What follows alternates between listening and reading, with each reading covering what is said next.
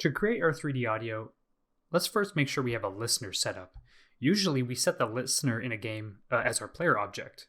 So let's open up OBJ Player and let's go to its create event. Below the variables code block, let's just make a new line. And we're going to add code to create a listener and attach it to the player. I'm just going to paste this in, and you'll actually find this code in the manual for GameMaker Studio 2. When you look in the manual, it'll explain the orientation of how 3D space works in terms of listeners and emitters. So rather than go through all of these numbers in this function, you'll just have to trust me on this one.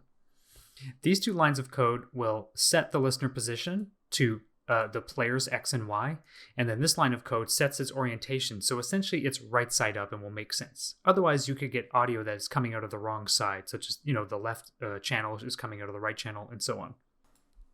To make sure our listener works, we need to do one more thing. In the create event in the player object, go ahead and copy this line of code that we put in here, audio listener set position. Now go to the player's step event and go down to its if moving code block. We want to go and find the very end of this if moving code block. You'll notice that when you click on near a curly brace inside a line of code, GameMaker Studio 2 will actually highlight where that closing brace is. Just helps you kind of orient yourself to your own code. So I'm going to add in a new line right down here at the bottom. And I'm going to add a comment here so I know what I'm doing. Move audio listener with me. And we're going to paste that line of code in. It's the exact same line of code that's in the create event. We're just setting the audio listener position every frame in the step event as long as the player is moving. And we're setting it to the player's X and Y position. If we don't do this, then the listener will get created at wherever the player first is in the room, say right there. But then as the player moved around, that listener would never change, so the audio wouldn't make sense. Now, let's just do one more thing. Let's run our game and see what's going on.